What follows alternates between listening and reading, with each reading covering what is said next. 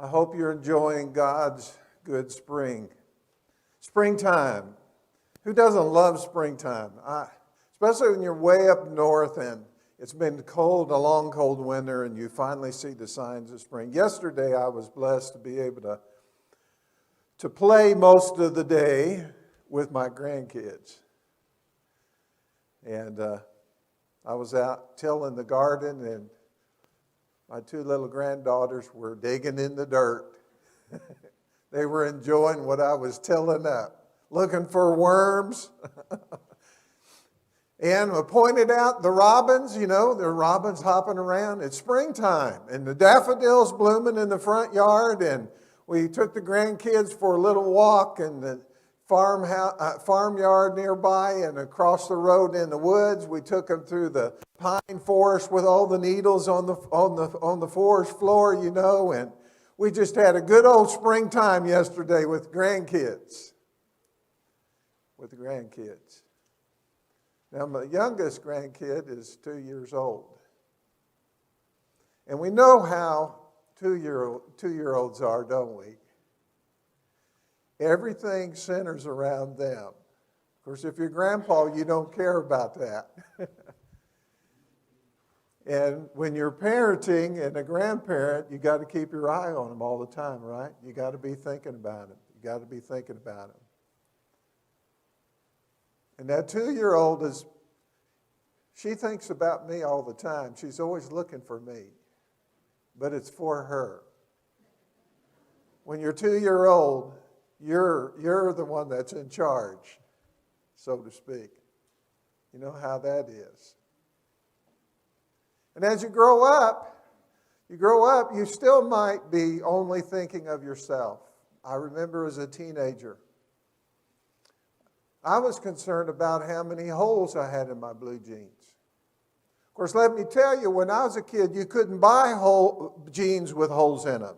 You could not buy those. And it was only farm kids that had holes in their jeans, so we were cool. You climb over that barbed wire fence and you're going to get a hole in your jeans. Yeah.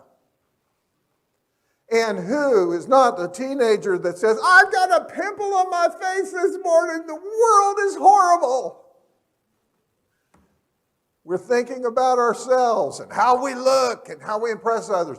And you got to get the right car, right, guys? It's got to make some good noise as you go down the road, right, guys? Because it's about you being cool, right? It's all about you. You don't think a whole lot about what mom or dad is concerned about. You're concerned about you and your little world that you have. I remember my uncle, the first car he bought us to drive to school was a 64 Rambler. It was as ugly as could be. It was a rusty brown color. And we called it the bomb. And in the wintertime, when it was really cold, the carburetor would freeze up about 2 miles from the house and you'd be dead on the side of the road. And you sure couldn't look cool in that car. Poor me.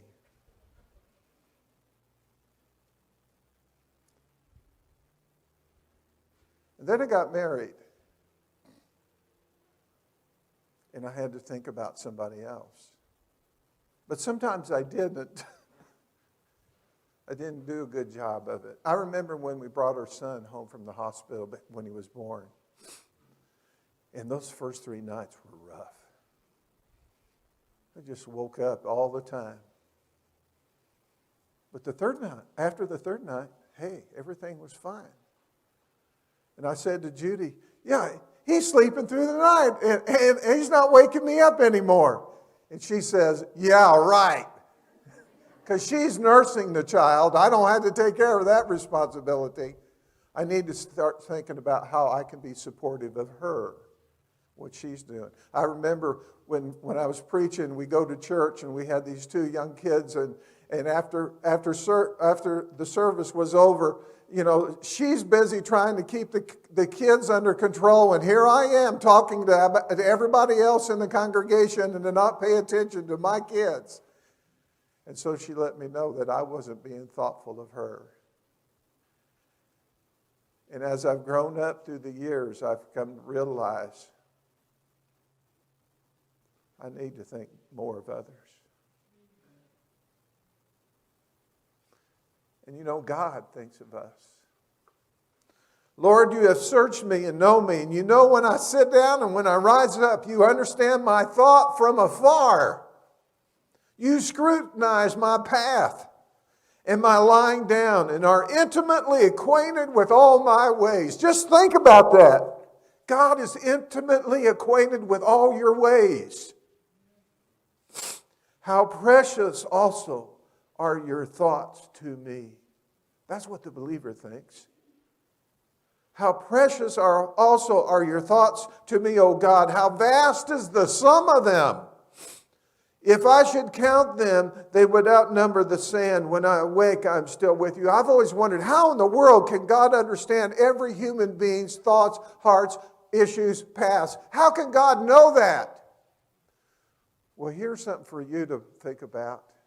God has eternity to think about those thoughts. That just blows me away. That's our God. How blessed is a man who has made the Lord his trust and has not turned to the proud, nor to those who lapse into falsehood. We've got a lot of arrogant liars in this world, in this country, don't we? They are everywhere. Many, O Lord, my God, are the wonders which you have done, and your thoughts towards us. God's thinking about you all the time. And you need to live your life in such a way that you understand that, and that you value that, and that you love that. In Psalm 56, the psalmist said, "In God, whose word I praise. In God I have put my trust. I shall not be afraid. What can mere man do to me? You have taken account of my wanderings."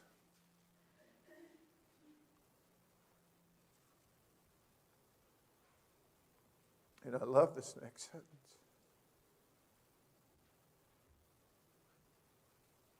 Put my tears in your bottle.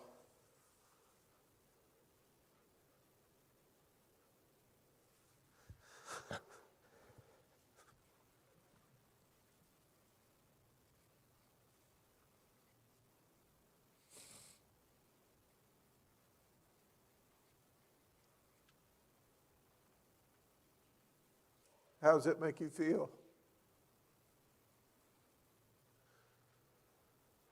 I remember when our son had his first grand mal seizure. He turned blue. I punched him in the face, smacked him in the face, gave him a black eye because I thought he was just dying. Thought he was dying. That wasn't the good thing to do, was it, Matt?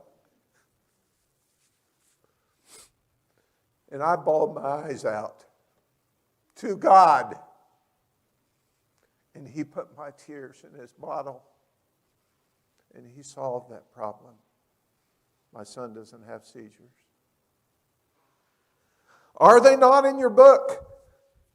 Let me tell you, God thinks about you. His thoughts are of you. And Jesus was always thinking of God, of others. And obviously because he is God. He is the Son of God. Jesus was going through all the cities and villages, teaching in their synagogues and proclaiming the gospel of the kingdom, the good news of the kingdom, and healing every kind of disease and every kind of sickness. Seeing the people, he felt compassion for them because they were distressed and dispirited like sheep without a shepherd. He had feelings inside him because he saw people who were hurting, who were needing. He had feelings towards them. The word compassion means to have feelings in your guts in the Greek. Think of these incidents where Jesus was thinking of others. He was thinking about the Samaritan woman at the well. He was thinking of her and her need for living water. Zacchaeus up in the tree, he's going along. He's got all this crowd of people to be thinking about. And what does he think about? This sinner tax collector up in a sycamore tree. And they're all putting in the treasury at the temple, and all these rich guys are putting in, out of the abundance that they have. And this lady puts in 2 small copper coins. And Jesus is thinking about her. When he approached Jerusalem in that last week before his crucifixion, he saw the city and he wept over it. Because he knew someday that city was going to be destroyed because it was rejecting their Messiah. And in John 11, when his good friend Lazarus dies and he saw Mary and the others weeping, he was deeply moved in spirit and troubled. And Jesus wept. And what is amazing to me is that when you are going towards the event of the crucifixion, here is Jesus, and he is going to be hanging on a cross. One of the most vile ways for a person to ever die. He's thinking about other people. He's thinking of others. In John 17, right after eating the Last Supper, he prays to his fathers and he's praying for his disciples. He's worried that they're going to be scattered and have problems when he's crucified. And he's praying for them. And he also prays for us in John 17, you and me. In chapters 15 through 17, he spent all that time encouraging his apostles. His thoughts were on them.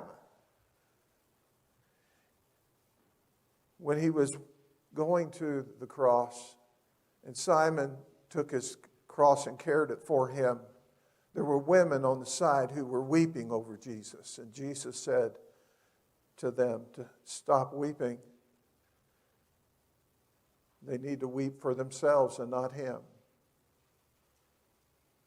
And look at the hope he gave to the thief on the cross. Today you'll be with me in paradise. Listen to what he said when he prayed to his Father on the cross. Father, forgive them. He didn't say, Father, look at me and what they're doing to me. That's not what he said. He said, Father, forgive them. They don't know what they're doing. And here he is on the cross with such pain and agony. And he looks down at the disciple that he loved. I believe it was John.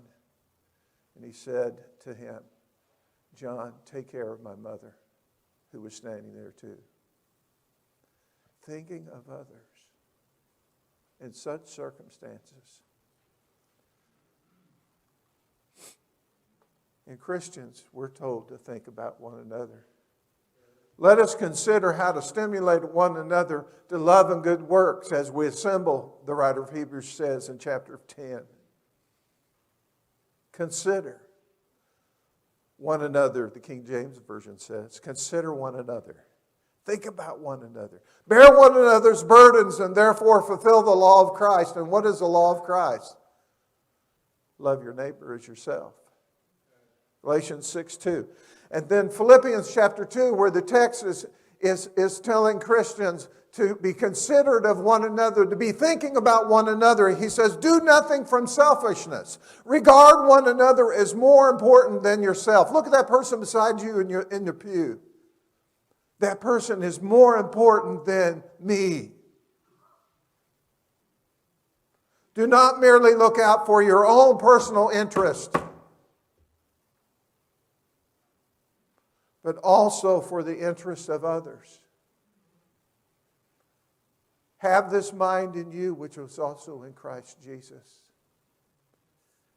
who, even though he existed in the form of God, did not regard the being on equality with God a thing to be grasped, but he emptied himself and took on the form of a servant to the point of death on a cross. For us, he was thinking of us. Paul says in Philippians. He says, you think of one another just as Jesus thought of you as he was dying on the cross. And so in the Lord's Supper, we are mindful that God was thoughtful of us at the cross. We are personally amazed at God's love and compassion for each one of us. For God so loved the world that he gave his only begotten Son. And our thoughts at this time are toward God with thanksgiving for his sacrifice.